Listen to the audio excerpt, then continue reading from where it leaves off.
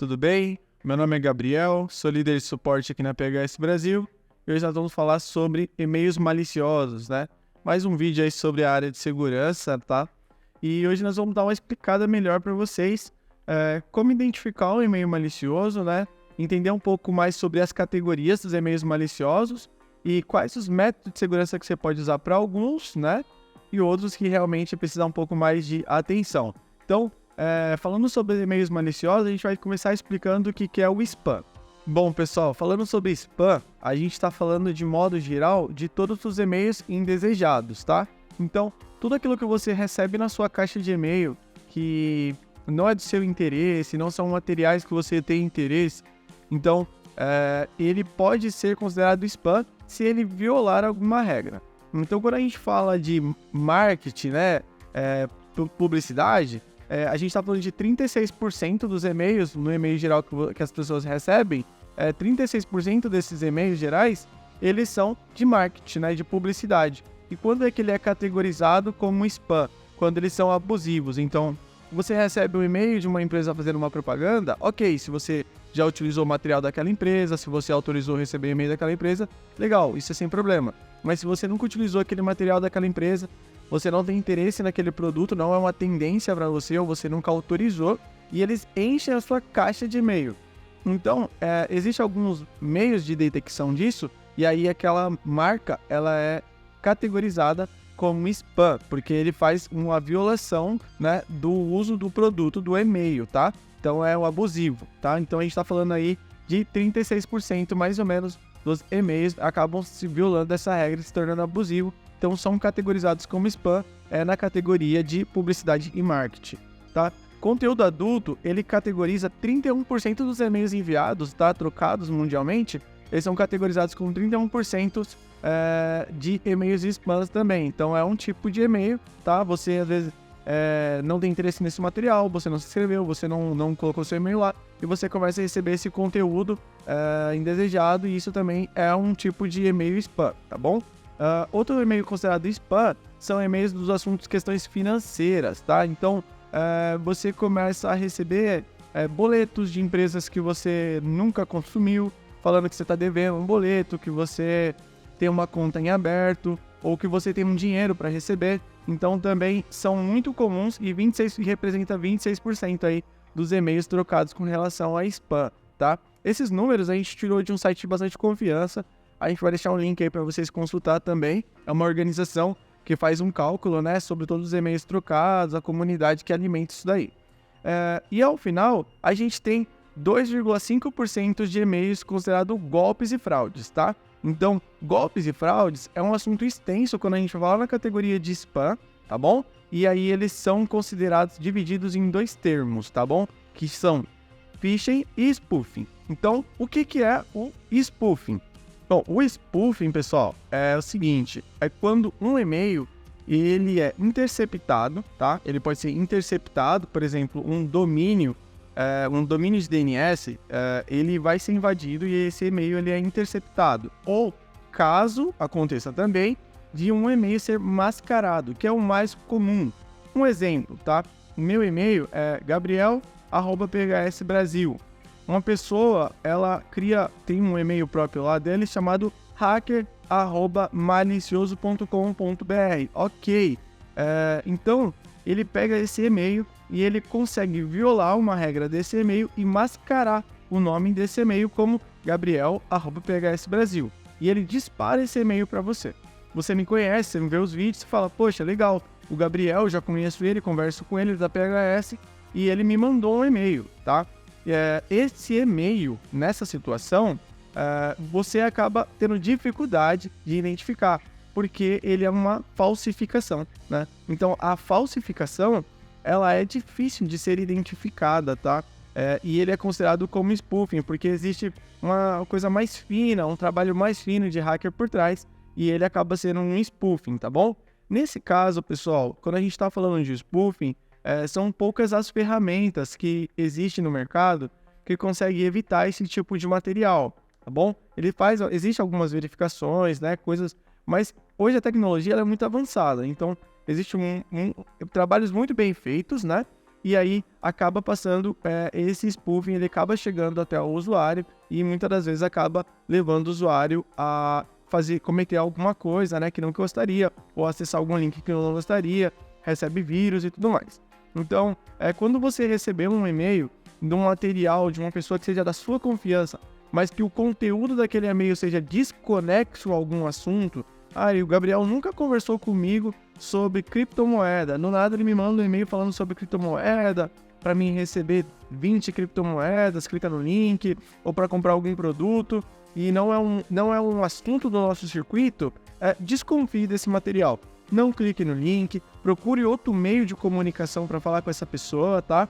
E aí você acaba se protegendo, tá bom? O spoofing é muito simples, então, nessa categoria assim do que o usuário pode fazer, mas por trás existe uma complexidade, tá bom? Agora a gente vai falar sobre o phishing. O que é o phishing?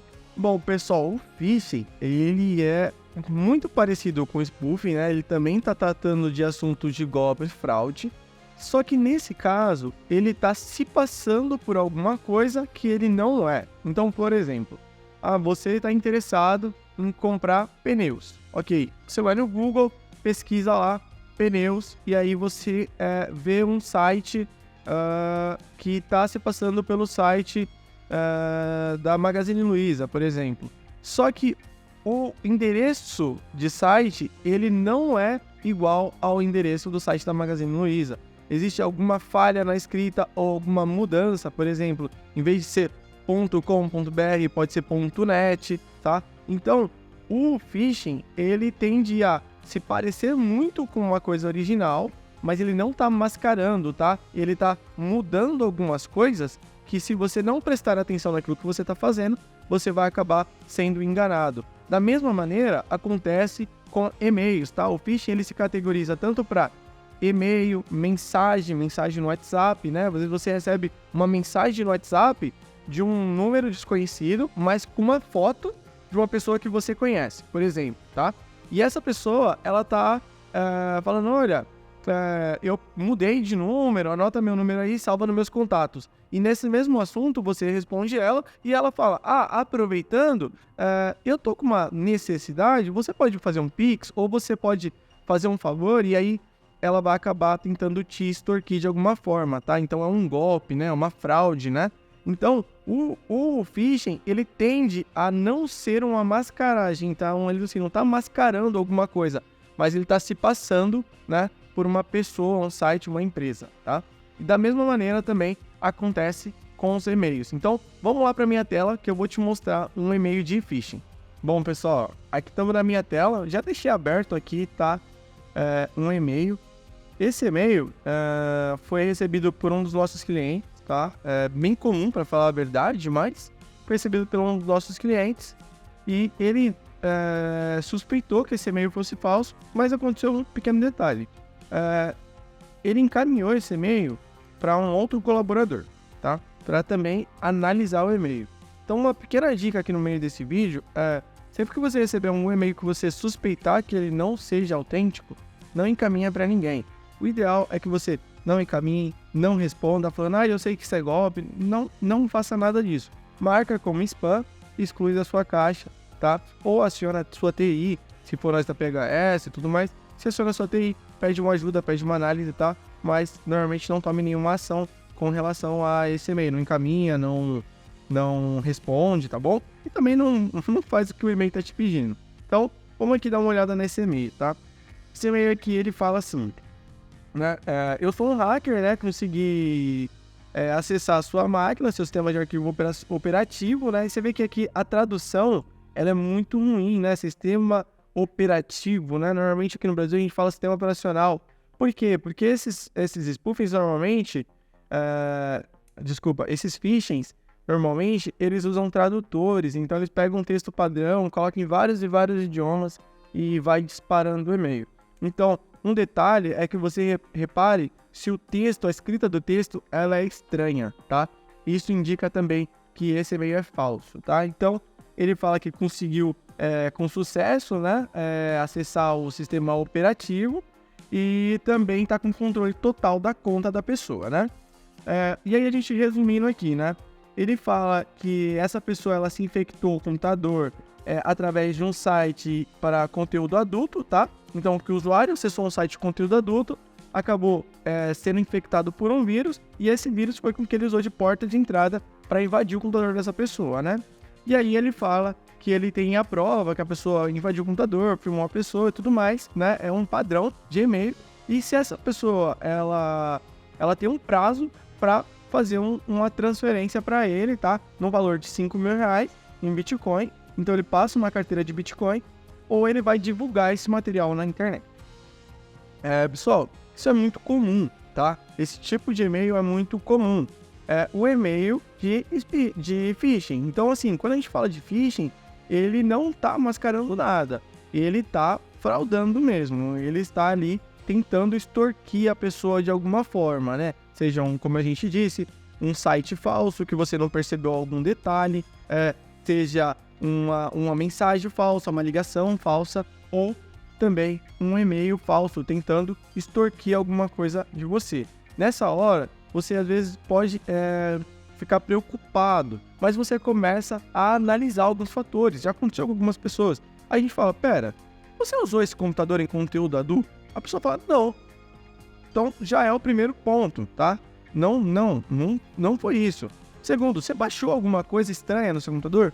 Não. Então, terceiro ponto, você não baixou nada no seu computador. Você não abriu uma porta de entrada, não baixou um programa estranho, não instalou um programa estranho. Terceiro, você tem antivírus? Tenho. Legal. Mesmo que alguma coisa infectou seu computador, seu antivírus não apresentou nenhum alerta, tá? Então, existem algumas coisas que a gente realiza como triagem, tá? Para começar a identificar. E por último, pessoal, isso é tão comum que a possibilidade disso aqui ser real é muito pequena, tá? Então, esse aqui é um exemplo, tá? De e-mails que é phishing e que acaba acontecendo bastante, tá bom? E aí, fica aí para vocês um exemplo, e isso vai acontecer de várias e várias maneiras. Pode ser também a pessoa mandando um e-mail, olha, eu sou da Microsoft e tudo mais, você precisa resetar a senha da sua conta. Aí você vê que o e-mail que a pessoa te mandou, ela é suporte@gmail. Você fala assim, peraí, a Microsoft está usando Gmail? Não, plataformas totalmente diferentes, né? Ou a pessoa manda uma mensagem, e eu tô falando tudo casos reais, galera, mandando assim, olha, você deixou uma conta em aberto da Vivo, clique aqui, pague esse boleto, e é um boleto real, se você pagar o boleto vai sair dinheiro da sua conta, tá? Não é vírus, nada, é um boleto real.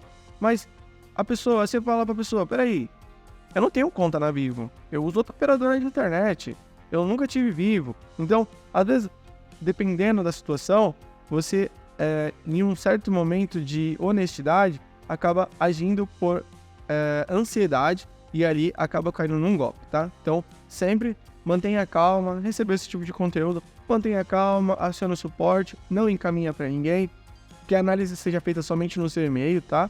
E assim é uma forma também de você se proteger, tá bom? Bom, pessoal, quanto a e-mails maliciosos, de modo geral, esse é o que mais acontece no mercado, tá? O que mais acontece na área de TI. Então a gente falou os modelos de spam padrão, né? Que é marketing de publicidade, que acaba enchendo o saco ali, por envio de um volume muito grande de e-mails, eles são detectados como marketing abusivo, né? Então eles acabam caindo ali no seu lixo eletrônico, né? Que é bem comum, né? Conteúdo adulto, que normalmente também é identificado, acaba caindo no seu lixo eletrônico também, tá? E-mails associados a questões financeiras, né? Às vezes o e-mail é muito simples, não tem nada de vírus naquele e-mail, então ele acaba entrando comumente na sua caixa de entrada, mas o assunto daquele e-mail é questões financeiras e tudo mais. Também é um esquema comum de spam.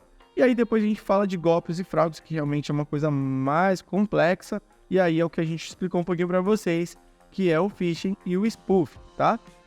Agora, no próximo vídeo, nós vamos mostrar as ferramentas que vocês podem utilizar fisicamente, configuráveis aí, para diminuir o volume desses conteúdos, tá? Como eu disse, o spoofing, ele é o mais fino, né? Ele é o mais difícil de ser interceptado, tá? O phishing também está na mesma categoria, mas ele consegue ser interceptado por alguns termos, algumas coisas, tá bom? e aí o spam, que dá para fazer algumas coisas aí também, tá bom? Então, num próximo vídeo, nós vamos agora mostrar as ferramentas de como você tanto proteger a sua conta dela ser interceptada e acabar enganando um cliente seu, tanto quanto para você também receber esse tipo de material e conseguir diminuir esse volume aí que está no mercado, tá bom? Bom, pessoal, espero que vocês tenham gostado, né, desse assunto, desse termo, apesar de ser um pouco maçante ele, né, pro dia a dia, mas ele é muito importante para sua segurança do dia a dia, para você não ter nenhum prejuízo financeiro ou psicológico também. Às vezes as pessoas ficam um pouco aflitas com alguma situação dessa. Continua acompanhando aí nosso próximo vídeo que vai sair no canal. Qualquer dúvida, deixa aqui embaixo, deixa aquele like no nosso vídeo, segue o nosso canal. Vai dar tudo certo. Até mais. Tchau.